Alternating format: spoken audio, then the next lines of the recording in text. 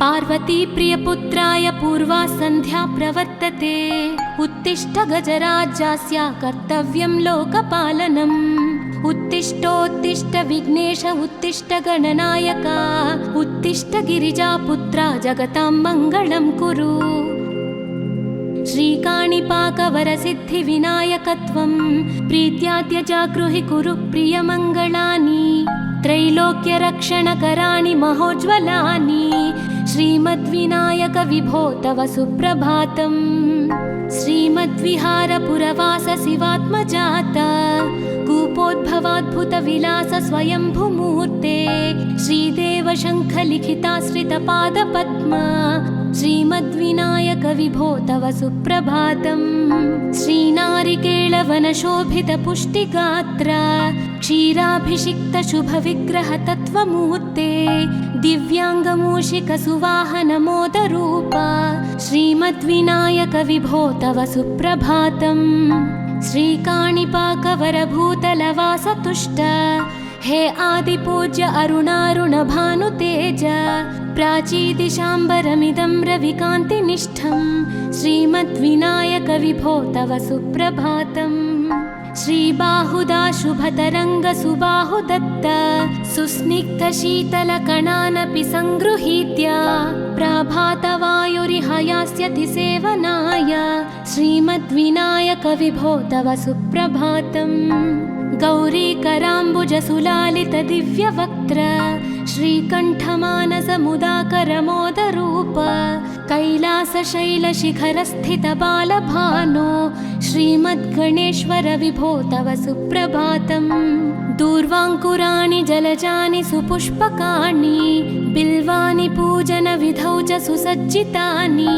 नित्यार्चनोत्सुकमदोत्कटवारणास्य श्रीमद्गणेश्वर विभो तव सुप्रभातम्। हृत्कूपमध्यसमुपस्थितचित्स्वरूप कूटस्थतत्त्वमिदमेव हि बोधनेन त्वामत्र भासि विदधासि समस्तशोभान् श्रीमद्गणेश्वर विभो तव सुप्रभातम्। श्रीमुद्गलाख्यमुनिसन्नुतसच्चरित्र वासिष्ठकृत्समदमुख्य ऋषीश्वरीड्या वेदोक्तदेवगणमन्त्रगणादिनाथ श्रीमद्गणेश्वर विभो तव सुप्रभातम्। ऋग्वेदकीर्तितगणाधिपज्येष्ठराज त्वं ब्रह्मणस्पतिरिति प्रकटीकृतोऽसि। आधर्वशीर्षमनुमन्त्रितदिव्यमूर्ते श्रीमद्गणेश्वर विभो तव सुप्रभातम्। ब्रह्मादिदेव परिकीर्तितवेदपाठाः त्वच्छूर्पकर्णकुहरौ प्रविशन्ति देवाः। श्रुत्याधुनैव परिपालय धर्मसङ्घान् श्रीवल्लभेश भगवन् तव सुप्रभातम्। हेरम्बलम्ब जठराद्भुतदिव्यगात्र प्रारम्भपूजनमिदं दयया गृहीत्वा सर्वाशुभानि परिणाशय सर्वपुत्र श्रीवल्लभेश भगवन् तव सुप्रभातम्। भानुदयेन न हि दृश्यति चन्द्रबिम्बं त्वत्फालदेश शशिरेव विभाति नित्यं। सत्यस्वरूप निगमागमसन्नुताङ्घ्रे श्रीवल्लभेश भगवन् तव सुप्रभातम्। कालाग्निरुद्रसुतकालनियामकत्वं कालानुकूलफलदोऽसि कलामयोऽसि। कल्याणकारक कलाधरशेखरोऽसि श्रीवल्लभेश भगवन् तव सुप्रभातम्। उग्रस्वरूप रिपुनाशक उग्रपुत्र सौम्योऽसि सोमविनुतोऽसि प्रशान्तरूप। सर्वेश सर्वफलकारक सर्वमूर्ते श्रीवल्लभेश भगवन् तव सुप्रभातम्। दारिद्र्यदुःखभयभञ्जन दक्ष स्वामिन् तारुण्यविग्रहधनादिफलप्रदायिन् लावण्यमञ्जुलकलान्वितरञ्जितास्य हे विघ्ननाथ भगवन् तव सुप्रभातम्। गम्भीजतुष्टगणराजगकार पूज्य गान्धर्वगानपरिवर्तितनादमूर्ते गाङ्गेयगण्यगणिताधिककलास्वरूप श्रीमद्विनायक विभो तव सुप्रभातम्। मूलादिचक्रनिलयोच्युतयोगमूर्ते त्वामादिदेवमनुचिन्त्य तरन्ति भक्ताः रागादिदोषपरिहारकवेदवेद्या हे विघ्ननाथ भगवन् तव सुप्रभातम्। लक्ष्म्यादिशक्तियुतशक्तिगणेश्वरोऽसि दिव्याक्षरोऽसि शुभमन्त्रविराजितोऽसि तन्त्रादिभिर्नुतनतेष्टतवल्लभेश हे विघ्ननाथ भगवन् तव सुप्रभातम्।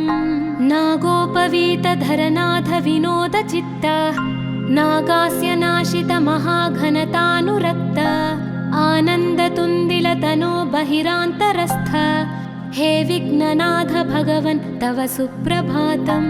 भद्रे भवक्त्र नवभद्रद भद्रतेज रुद्रप्रियात्मज मदद्रव शक्तियुक्त आद्रीशजा मधुरवत्सलता निधान हे विघ्ननाथ भगवन् तव सुप्रभातम्।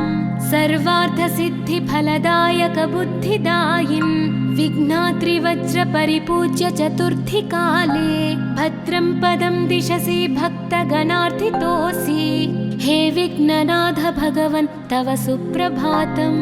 बालादिभव्य बहुरूपधरोऽसि देव चिन्तामणिस्त्वमसि सर्वफलप्रदोऽसि त्वन्नाम दिव्यमणिरस्ति जगद्धिताय हे विघ्ननाथ भगवन् तव सुप्रभातम्।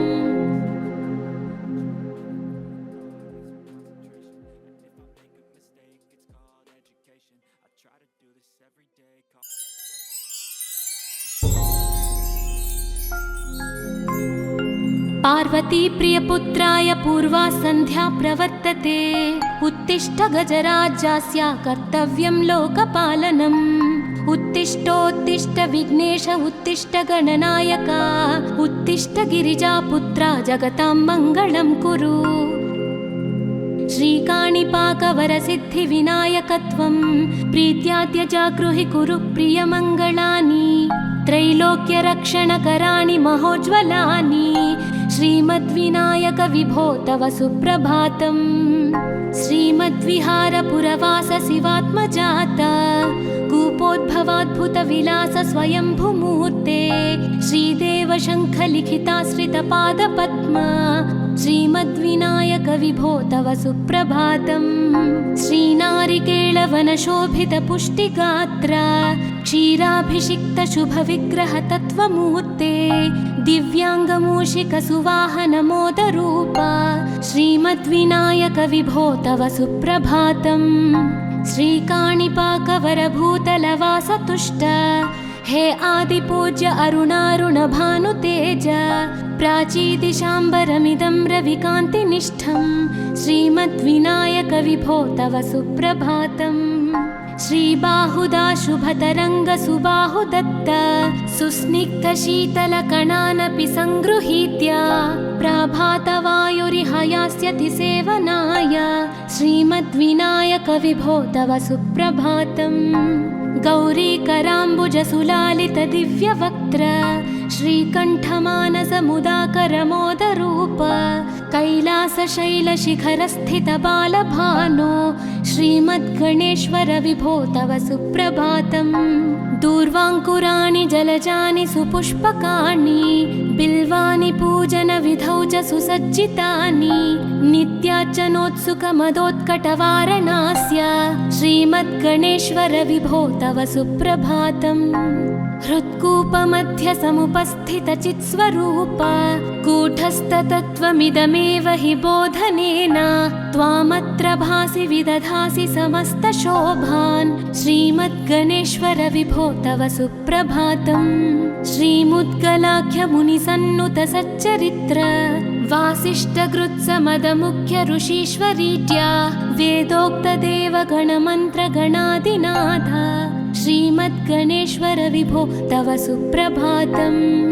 ऋग्वेदकीर्तितगणाधिपज्येष्ठराज त्वं ब्रह्मणस्पतिरिति प्रकटीकृतोऽसि आधर्वशीर्षमनुमन्त्रित दिव्यमूर्ते श्रीमद्गणेश्वर विभो तव सुप्रभातम्।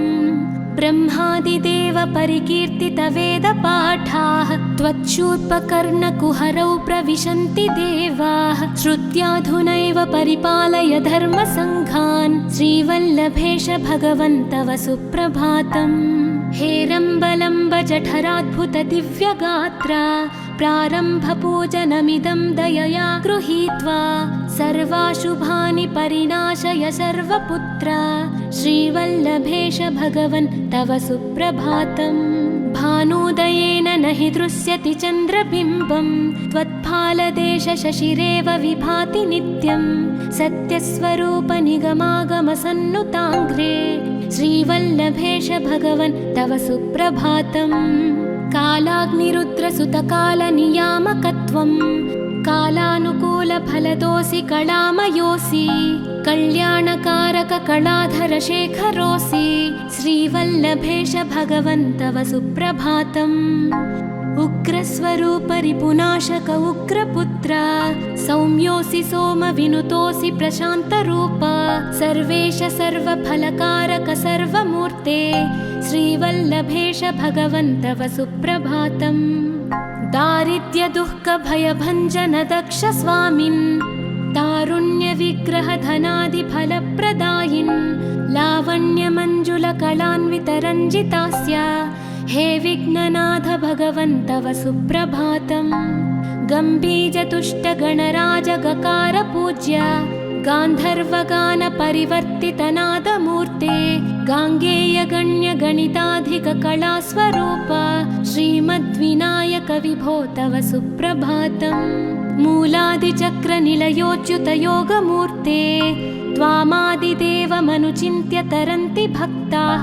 रागादिदोषपरिहारक वेदवेद्या हे विघ्ननाथ भगवन् तव सुप्रभातम् लक्ष्म्यादिशक्तियुतशक्ति गणेश्वरोऽसि दिव्याक्षरोऽसि शुभमन्त्रविराजितोऽसि तन्त्रादिभिर्नुतनतेष्टत वल्लभेश हे विघ्ननाथ भगवन् तव सुप्रभातम् नागोपवीतधरनाथ विनोदचित्त नागास्य नाशित महाघनतानुरक्त आनन्दतुन्दिलतनो बहिरान्तरस्थ हे विघ्ननाथ भगवन् तव सुप्रभातम् भद्रे भवक्त्र नवभद्रद भद्रतेज रुद्रप्रियात्मज मदद्रव शक्तियुक्त आद्रीशजा मधुरवत्सलता निधान हे विघ्ननाथ भगवन् तव सुप्रभातम् सर्वार्थसिद्धिफलदायक बुद्धिदायिन्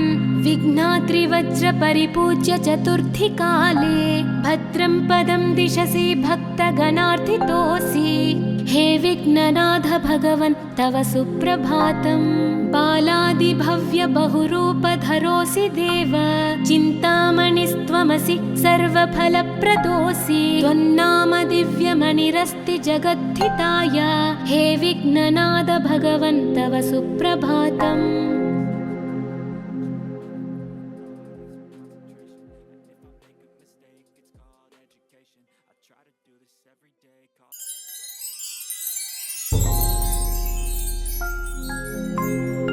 पार्वती प्रियपुत्राय पूर्वा सन्ध्या प्रवर्तते उत्तिष्ठ गजराज्यास्य कर्तव्यं लोकपालनम् उत्तिष्ठोत्तिष्ठ विघ्नेश उत्तिष्ठ गणनायक उत्तिष्ठ गिरिजापुत्रा जगतां मङ्गलं कुरु श्रीकाणिपाकवरसिद्धिविनायकत्वं प्रीत्याद्यजागृहि कुरु प्रियमङ्गलानि त्रैलोक्यरक्षणकराणि महोज्ज्वलानि श्रीमद्विनायक विभो तव सुप्रभातम् श्रीमद्विहारपुरवास शिवात्मजात कूपोद्भवाद्भुतविलास स्वयंभुमूर्ते श्रीदेव शङ्खलिखिताश्रितपादपद्मा श्रीमद्विनायक विभो तव सुप्रभातम् श्रीनारिकेळवनशोभितपुष्टिगात्र क्षीराभिषिक्तशुभविग्रहतत्त्वमूर्ते दिव्याङ्गमूषिकसुवाहनमोदरूप श्रीमद्विनायक विभो तव सुप्रभातम् श्रीकाणिपाकवरभूतलवासतुष्ट हे आदिपूज्य अरुणारुणभानुतेज प्राचीदिशाम्बरमिदं रविकान्तिनिष्ठं श्रीमद्विनायक विभो तव सुप्रभातम्। श्रीबाहुदा शुभतरङ्गसुबाहुदत्त सुस्निग्धशीतलकणानपि सङ्गृहीत्य प्रभातवायुरिह यास्यति सेवनाय श्रीमद्विनायक विभो तव सुप्रभातम्। गौरीकराम्बुजसुलालितदिव्यवक्त्र श्रीकण्ठमानसमुदाकरमोदरूप कैलासशैलशिखरस्थितबालभानो श्रीमद्गणेश्वर विभो तव सुप्रभातम्। दूर्वाङ्कुराणि जलजानि सुपुष्पकाणि बिल्वानि पूजनविधौ च सुसज्जितानि नित्यार्चनोत्सुकमदोत्कटवारणास्य श्रीमद्गणेश्वर विभो तव सुप्रभातम्।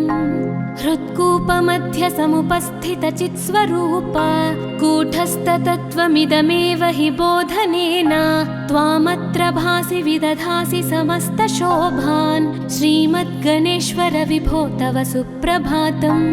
श्रीमुद्गलाख्यमुनिसन्नुतसच्चरित्र वासिष्ठगृत्समदमुख्य ऋषीश्वरीट्या वेदोक्तदेवगणमन्त्रगणादिनाथ श्रीमद्गणेश्वर विभो तव सुप्रभातम्। ऋग्वेदकीर्तितगणाधिपज्येष्ठराज त्वं ब्रह्मणस्पतिरिति प्रकटीकृतोऽसि आधर्वशीर्षमनुमन्त्रितदिव्यमूर्ते श्रीमद्गणेश्वर विभो तव सुप्रभातम्। ब्रह्मादिदेव परिकीर्तितवेदपाठाः त्वच्छूर्पकर्णकुहरौ प्रविशन्ति देवाः श्रुत्याधुनैव परिपालय धर्मसङ्घान् श्रीवल्लभेश भगवन् तव सुप्रभातम्। हेरम्बलम्ब जठराद्भुतदिव्यगात्र प्रारम्भपूजनमिदं दयया गृहीत्वा सर्वाशुभानि परिनाशय सर्वपुत्र श्रीवल्लभेश भगवन् तव सुप्रभातम्। भानोदयेन न हि दृश्यति चन्द्रबिम्बं त्वत्फालदेशशशिरेव विभाति नित्यं सत्यस्वरूप निगमागमसन्नुताङ्घ्रे श्रीवल्लभेश भगवन् तव सुप्रभातम्।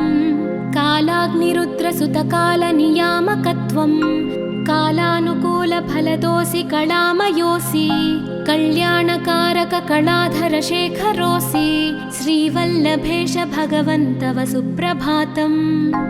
उग्रस्वरूपरिपुनाशक उग्रपुत्र सौम्योऽसि सोमविनुतोऽसि प्रशान्तरूप सर्वेश सर्वफलकारक सर्वमूर्ते श्रीवल्लभेश भगवन् तव सुप्रभातम्। दारिद्र्यदुःखभयभञ्जन दक्ष स्वामिन् तारुण्यविग्रहधनादिफलप्रदायिन् लावण्यमञ्जुलकलान्वितरञ्जितास्य हे विघ्ननाथ भगवन् तव सुप्रभातम्। गम्भीजतुष्टगणराजगकार पूज्य गान्धर्वगानपरिवर्तितनादमूर्ते गाङ्गेयगण्यगणिताधिककलास्वरूप श्रीमद्विनायक विभो तव सुप्रभातम्। मूलादिचक्रनिलयोच्युतयोगमूर्ते त्वामादिदेवमनुचिन्त्य तरन्ति भक्ताः रागादिदोषपरिहारकवेदवेद्या हे विघ्ननाथ भगवन् तव सुप्रभातम्। लक्ष्म्यादिशक्तियुतशक्तिगणेश्वरोऽसि दिव्याक्षरोऽसि शुभमन्त्रविराजितोऽसि तन्त्रादिभिर्नुतनतेष्टतवल्लभेश हे विघ्ननाथ भगवन् तव सुप्रभातम्। नागोपवीतधरनाथ विनोदचित्त नागास्य नाशित महाघनतानुरक्त आनन्दतुन्दिलतनो बहिरान्तरस्थ हे विघ्ननाथ भगवन् तव सुप्रभातम्। भद्रे भवक्त्र नवभद्रद भद्रतेज रुद्रप्रियात्मज मदद्रव शक्तियुक्त आद्रीशजा मधुरवत्सलता निधान हे विघ्ननाथ भगवन् तव सुप्रभातम्।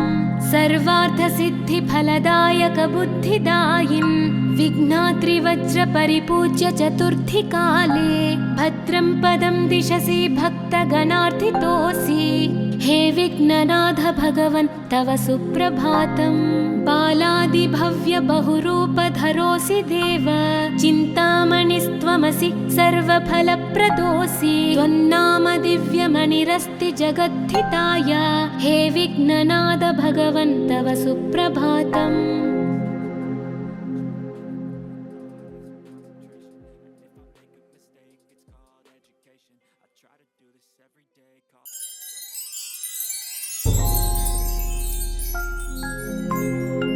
पार्वती प्रियपुत्राय पूर्वा सन्ध्या प्रवर्तते उत्तिष्ठ गजराज्यस्य कर्तव्यं लोकपालनम्।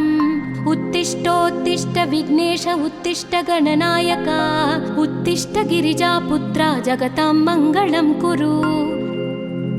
श्रीकाणिपाकवरसिद्धिविनायकत्वं प्रीत्याद्य जागृहि कुरु प्रियमङ्गलानि त्रैलोक्यरक्षणकराणि महोज्ज्वलानि श्रीमद्विनायक विभो तव सुप्रभातम्। श्रीमद्विहारपुरवास शिवात्मजात कूपोद्भवाद्भुतविलास स्वयंभुमूर्ते श्रीदेव शङ्खलिखिताश्रितपादपद्म श्रीमद्विनायक विभो तव सुप्रभातम्। श्रीनारिकेळवनशोभितपुष्टिगात्र क्षीराभिषिक्तशुभविग्रह तत्त्वमूर्ते दिव्याङ्गमूषिकसुवाहनमोदरूप श्रीमद्विनायक विभो तव सुप्रभातम्। श्रीकाणिपाकवरभूतलवासतुष्ट हे आदिपूज्य अरुणारुणभानुतेज प्राचीदिशाम्बरमिदं रविकान्तिनिष्ठं श्रीमद्विनायक विभो तव सुप्रभातम्। श्रीबाहुदाशुभतरङ्गसुबाहुदत्त सुस्निग्धशीतलकणानपि सङ्गृहीत्य प्रभातवायुरिहयास्यति सेवनाय श्रीमद्विनायक विभो तव सुप्रभातम्। गौरीकराम्बुजसुलालितदिव्यवक्त्र श्रीकण्ठमानसमुदाकरमोदरूप कैलासशैलशिखरस्थितबालभानो श्रीमद्गणेश्वर विभो तव सुप्रभातम्। दूर्वाङ्कुराणि जलजानि सुपुष्पकाणि बिल्वानि पूजनविधौ च सुसज्जितानि नित्यार्चनोत्सुकमदोत्कटवारणास्य श्रीमद्गणेश्वर विभो तव सुप्रभातम्। हृत्कूपमध्य समुपस्थितचित्स्वरूप कूटस्थतत्त्वमिदमेव हि बोधनेन त्वामत्र भासि विदधासि समस्तशोभान् श्रीमद्गणेश्वर विभो तव सुप्रभातम्। श्रीमुद्गलाख्यमुनिसन्नुत सच्चरित्र वासिष्ठकृत्समदमुख्य ऋषीश्वरीत्या वेदोक्तदेवगणमन्त्रगणादिनाथ श्रीमद्गणेश्वर विभो तव सुप्रभातम्। ऋग्वेदकीर्तितगणाधिपज्येष्ठराज त्वं ब्रह्मणस्पतिरिति प्रकटीकृतोऽसि आधर्वशीर्षमनुमन्त्रितदिव्यमूर्ते श्रीमद्गणेश्वर विभो तव सुप्रभातम्। ब्रह्मादिदेव परिकीर्तितवेदपाठाः त्वच्छूर्पकर्णकुहरौ प्रविशन्ति देवाः श्रुत्याधुनैव परिपालय धर्मसङ्घान् श्रीवल्लभेश भगवन् तव सुप्रभातम्।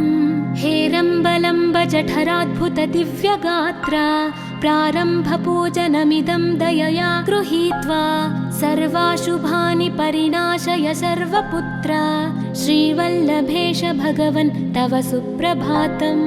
भानुदयेन न हि दृश्यति चन्द्रबिम्बं त्वत्फालदेश शशिरेव विभाति नित्यं सत्यस्वरूप निगमागमसन्नुताङ्घ्रे श्रीवल्लभेश भगवन् तव सुप्रभातम्।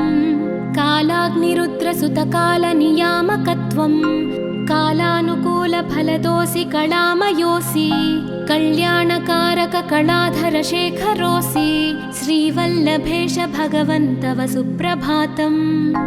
उग्रस्वरूप रिपुनाशक उग्रपुत्र सौम्योऽसि सोमविनुतोऽसि प्रशान्तरूप सर्वेश सर्वफलकारक सर्वमूर्ते श्रीवल्लभेश भगवन् तव सुप्रभातम्।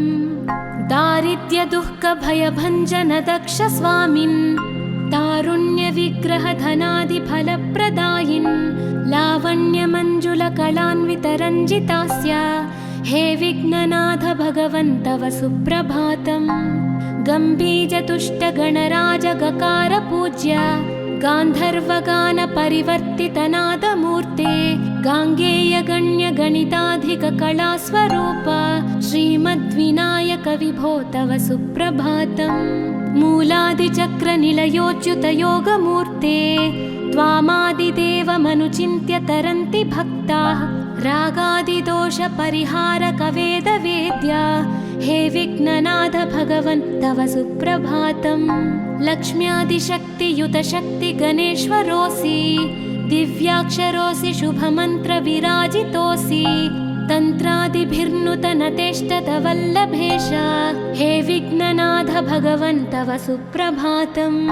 नागोपवीतधरनाथ विनोदचित्त नागास्य नाशितमहाघनतानुरक्त आनन्दतुन्दिलतनो बहिरान्तरस्थ हे विघ्ननाथ भगवन् तव सुप्रभातम्।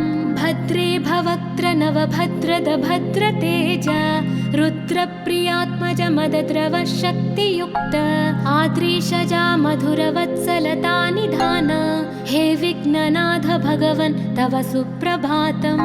सर्वार्थसिद्धिफलदायक बुद्धिदायिन् विघ्नाद्रिवज्रपरिपूज्य चतुर्थीकाले भद्रं पदं दिशसि भक्तगणार्थितोऽसि हे विघ्ननाथ भगवन् तव सुप्रभातम्। बालादिभव्य बहुरूपधरोऽसि देव चिन्तामणिस्त्वमसि सर्वफलप्रदोऽसि त्वन्नाम दिव्यमणिरस्ति जगद्धिताय हे विघ्ननाथ भगवन् तव सुप्रभातम्।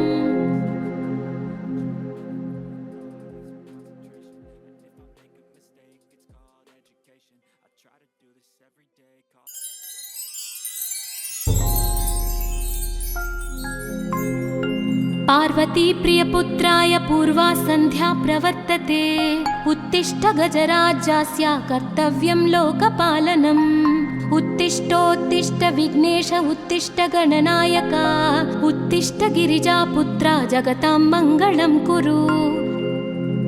श्रीकाणिपाकवरसिद्धिविनायकत्वं प्रीत्याद्य जागृहि कुरु प्रियमङ्गलानि त्रैलोक्यरक्षणकराणि महोज्ज्वलानि श्रीमद्विनायक विभो तव सुप्रभातम्।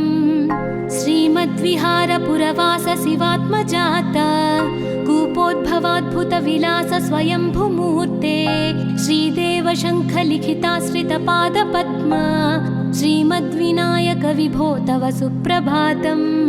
श्रीनारिकेळवनशोभितपुष्टिगात्र क्षीराभिषिक्तशुभविग्रहतत्त्वमूर्ते दिव्याङ्गमूषिकसुवाहनमोदरूप श्रीमद्विनायक विभो तव सुप्रभातम्।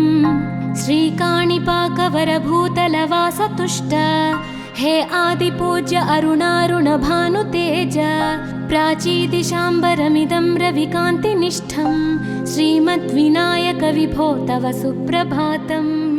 श्रीबाहुदा शुभतरङ्गसुबाहुदत्त सुस्निग्धशीतलकणानपि सङ्गृहीत्य प्राभातवायुरिहयास्यति सेवनाय श्रीमद्विनायक विभो तव सुप्रभातम्। गौरीकराम्बुजसुलालितदिव्यवक्त्र श्रीकण्ठमानसमुदाकरमोदरूप कैलासशैलशिखरस्थितबालभानो श्रीमद्गणेश्वर विभो तव सुप्रभातम्। दूर्वाङ्कुराणि जलजानि सुपुष्पकाणि बिल्वानि पूजनविधौ च सुसज्जितानि नित्यार्चनोत्सुकमदोत्कटवारणास्य श्रीमद्गणेश्वर विभो तव सुप्रभातम्। हृत्कूपमध्यसमुपस्थितचित्स्वरूप कूटस्थतत्त्वमिदमेव हि बोधनेन त्वामत्र भासि विदधासि समस्तशोभान् श्रीमद्गणेश्वर विभो तव सुप्रभातम्।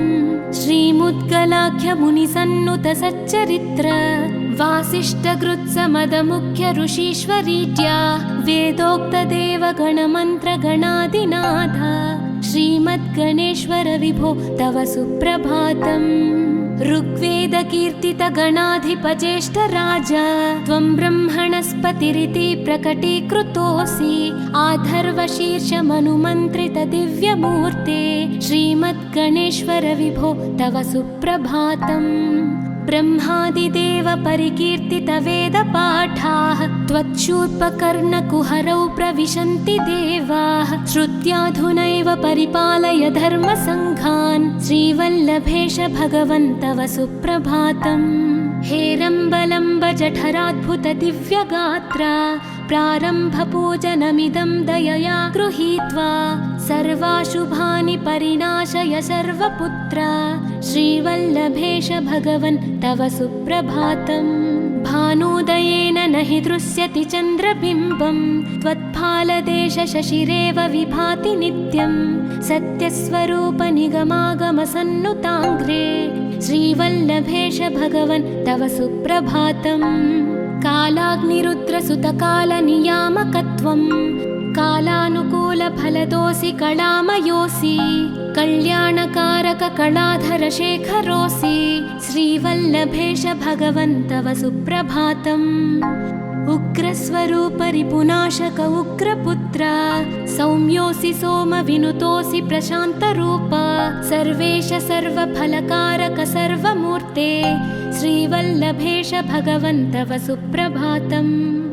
दारिद्र्यदुःखभयभञ्जन दक्ष स्वामिन् तारुण्यविग्रहधनादिफलप्रदायिन्। लावण्यमञ्जुलकलान्वितरञ्जितास्य हे विघ्ननाथ भगवन् तव सुप्रभातम्। गम्भीजतुष्टगणराजगकार पूज्य गान्धर्वगानपरिवर्तितनादमूर्ते। गाङ्गेयगण्यगणिताधिककलास्वरूप श्रीमद्विनायक विभो तव सुप्रभातम्। मूलादिचक्रनिलयोच्युतयोगमूर्ते त्वामादिदेवमनुचिन्त्य तरन्ति भक्ताः। रागादिदोषपरिहारक वेदवेद्या हे विघ्ननाथ भगवन् तव सुप्रभातम्। लक्ष्म्यादिशक्तियुतशक्ति गणेश्वरोऽसि दिव्याक्षरोऽसि शुभमन्त्रविराजितोऽसि। तन्त्रादिभिर्नुतनतेष्टत वल्लभेश हे विघ्ननाथ भगवन् तव सुप्रभातम्। नागोपवीतधरनाथ विनोदचित्त नागास्य नाशित महाघनतानुरक्त। आनन्दतुन्दिलतनो बहिरान्तरस्थ हे विघ्ननाथ भगवन् तव सुप्रभातम्। भद्रे भवक्त्र नवभद्रद भद्रतेज रुद्रप्रियात्मज मदद्रव शक्तियुक्त। आद्रीशजा मधुरवत्सलता निधान हे विघ्ननाथ भगवन् तव सुप्रभातम्। सर्वार्थसिद्धिफलदायक बुद्धिदायिन् विघ्नात्रिवज्रपरिपूज्य चतुर्थीकाले। भद्रं पदं दिशसि भक्तगणार्थितोऽसि हे विघ्ननाथ भगवन् तव सुप्रभातम्। बालादिभव्य बहुरूपधरोऽसि देव चिन्तामणिस्त्वमसि सर्वफलप्रदोऽसि। त्वन्नाम दिव्यमणिरस्ति जगद्धिताय हे विघ्ननाथ भगवन् तव सुप्रभातम्।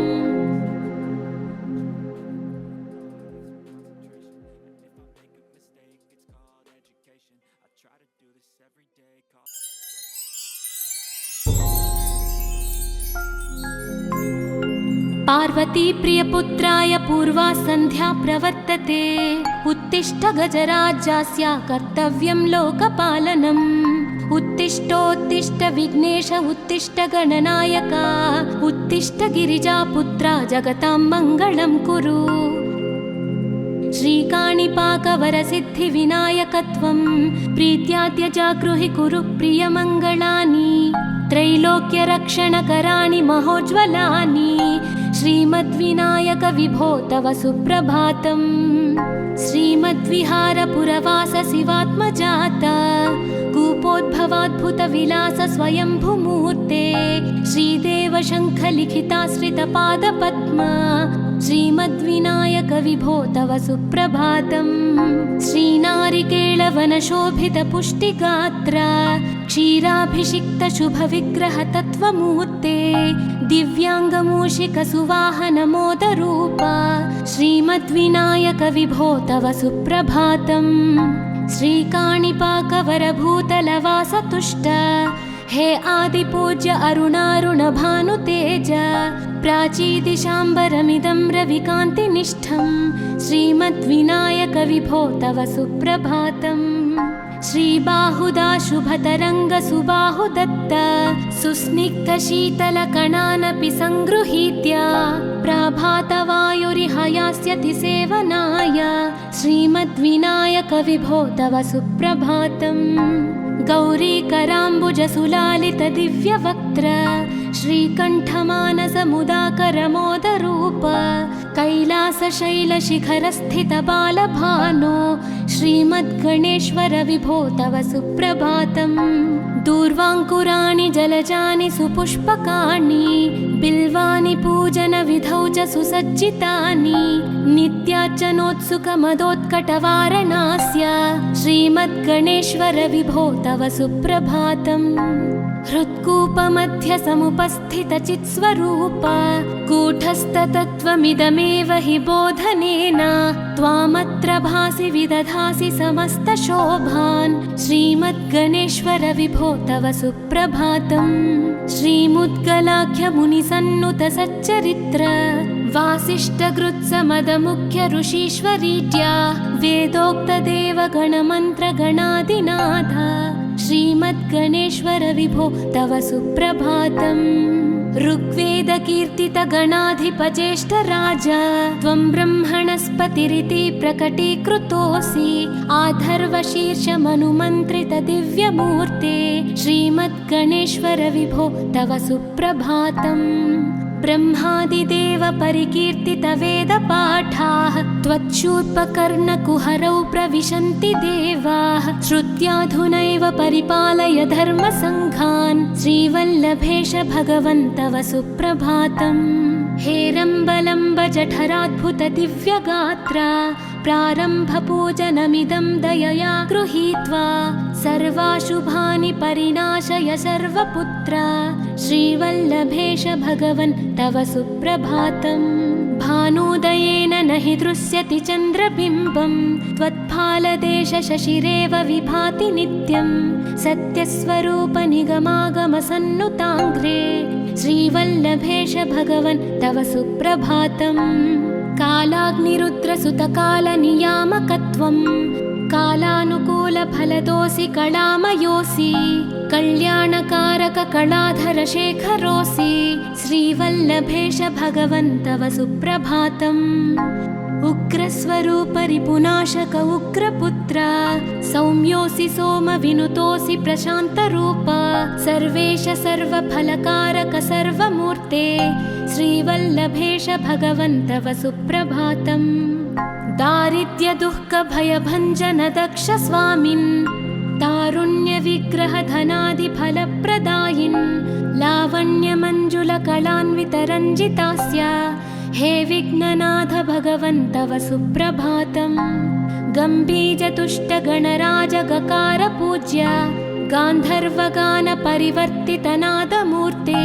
गाङ्गेयगण्यगणिताधिककलास्वरूप श्रीमद्विनायक विभो तव सुप्रभातम् मूलादिचक्रनिलयोच्युतयोगमूर्ते त्वामादिदेवमनुचिन्त्य तरन्ति भक्ताः रागादिदोषपरिहारकवेदवेद्या हे विघ्ननाथ भगवन् तव सुप्रभातम् लक्ष्म्यादिशक्तियुतशक्तिगणेश्वरोऽसि दिव्याक्षरोऽसि शुभमन्त्रविराजितोऽसि तन्त्रादिभिर्नुतनतेष्टतवल्लभेश हे विघ्ननाथ भगवन् तव सुप्रभातम् नागोपवीतधरनाथ विनोदचित्त नागास्य नाशित महाघनतानुरक्त आनन्दतुन्दिलतनो बहिरान्तरस्थ हे विघ्ननाथ भगवन् तव सुप्रभातम् भद्रे भवक्त्र नवभद्रद भद्रतेज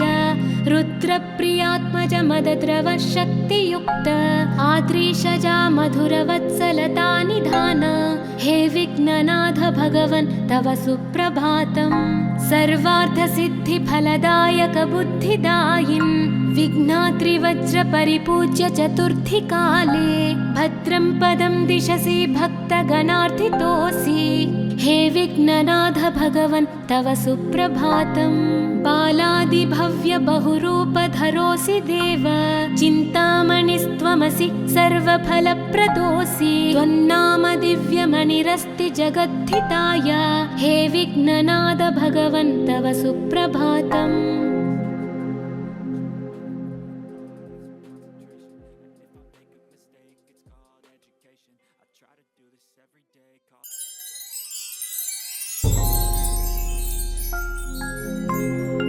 पार्वती प्रियपुत्राय पूर्वा सन्ध्या प्रवर्तते उत्तिष्ठ गजराज्यस्य कर्तव्यं लोकपालनम् उत्तिष्ठोत्तिष्ठ विघ्नेश उत्तिष्ठ गणनायक उत्तिष्ठ गिरिजापुत्रा जगतां मङ्गलं कुरु श्रीकाणिपाकवरसिद्धिविनायकत्वं प्रीत्याद्य जागृहि कुरु प्रियमङ्गलानि त्रैलोक्यरक्षणकराणि महोज्ज्वलानि श्रीमद्विनायक विभो तव सुप्रभातम् श्रीमद्विहारपुरवास शिवात्मजात कूपोद्भवाद्भुतविलास स्वयंभुमूर्ते श्रीदेव शङ्खलिखिताश्रितपादपद्म श्रीमद्विनायक विभो तव सुप्रभातम् श्रीनारिकेळवनशोभितपुष्टिगात्र क्षीराभिषिक्त शुभविग्रह तत्त्वमूर्ते दिव्याङ्गमूषिकसुवाहनमोदरूप श्रीमद्विनायक विभो तव सुप्रभातम् श्रीकाणिपाकवरभूतलवासतुष्ट हे आदिपूज्य अरुणारुणभानुतेज प्राचीदिशाम्बरमिदं रविकान्तिनिष्ठं श्रीमद्विनायक विभो तव सुप्रभातम् श्रीबाहुदा शुभतरङ्गसुबाहुदत्त सुस्निग्धशीतलकणानपि सङ्गृहीत्य प्रभातवायुरिहयास्यति सेवनाय श्रीमद्विनायक विभो तव सुप्रभातम् गौरीकराम्बुजसुलालित दिव्यवक्त्र श्रीकण्ठमानसमुदाकरमोदरूप कैलासशैलशिखरस्थित बालभानो श्रीमद्गणेश्वर विभो तव सुप्रभातम् दूर्वाङ्कुराणि जलजानि सुपुष्पकाणि बिल्वानि पूजनविधौ च सुसज्जितानि नित्यार्चनोत्सुकमदोत्कटवारणास्य श्रीमद्गणेश्वर विभो तव सुप्रभातम् हृत्कूपमध्य समुपस्थितचित्स्वरूप कूटस्थतत्त्वमिदमेव हि बोधनेन त्वामत्र भासि विदधासि समस्तशोभान् श्रीमद्गणेश्वर विभो तव सुप्रभातम् श्रीमुद्गलाख्यमुनिसन्नुत सच्चरित्र वासिष्ठगृत्समदमुख्य ऋषीश्वरीत्या वेदोक्तदेवगणमन्त्रगणादिनाथ श्रीमद्गणेश्वर विभो तव सुप्रभातम् ऋग्वेदकीर्तितगणाधिपज्येष्ठराज त्वं ब्रह्मणस्पतिरिति प्रकटीकृतोऽसि आधर्वशीर्षमनुमन्त्रित दिव्यमूर्ते श्रीमद्गणेश्वर विभो तव सुप्रभातम् ब्रह्मादिदेव परिकीर्तित वेदपाठाः त्वच्छूर्पकर्णकुहरौ प्रविशन्ति देवाः श्रुत्याधुनैव परिपालय धर्मसङ्घान् श्रीवल्लभेश भगवन् तव सुप्रभातम् हेरम्बलम्ब जठराद्भुत दिव्यगात्र प्रारम्भपूजनमिदं दयया गृहीत्वा सर्वाशुभानि परिणाशय सर्वपुत्र श्रीवल्लभेश भगवन् तव सुप्रभातम् भानुदयेन न हि दृश्यति चन्द्रबिम्बं त्वत्फालदेश शशिरेव विभाति नित्यं सत्यस्वरूप निगमागमसन्नुताङ्घ्रे श्रीवल्लभेश भगवन् तव सुप्रभातम् कालाग्निरुद्रसुतकालनियामकत्वं कालानुकूलफलदोऽसि कलामयोऽसि कल्याणकारककलाधरशेखरोऽसि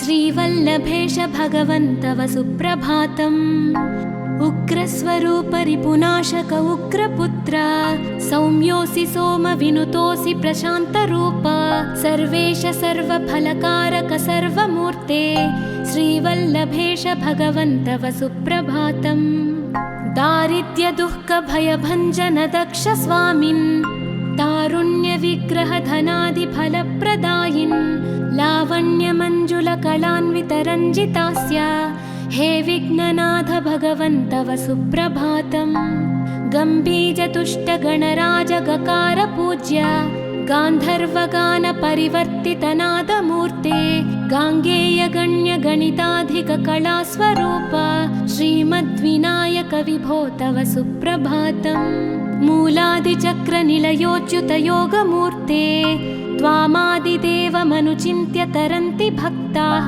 रागादिदोषपरिहारकवेदवेद्या हे विघ्ननाथ भगवन् तव सुप्रभातम् लक्ष्म्यादिशक्तियुतशक्तिगणेश्वरोऽसि दिव्याक्षरोऽसि शुभमन्त्रविराजितोऽसि तन्त्रादिभिर्नुतनतेष्टतवल्लभेश हे विघ्ननाथ भगवन् तव सुप्रभातम् नागोपवीतधरनाथ विनोदचित्त नागास्य नाशित महाघनतानुरक्त आनन्दतुन्दिलतनो बहिरान्तरस्थ हे विघ्ननाथ भगवन् तव सुप्रभातम् भद्रे भवक्त्र नवभद्रद भद्रतेज रुद्रप्रियात्मज मदद्रव शक्तियुक्त आद्रीशजा मधुरवत्सलता निधान हे विघ्ननाथ भगवन् तव सुप्रभातम् सर्वार्थसिद्धिफलदायक बुद्धिदायिन्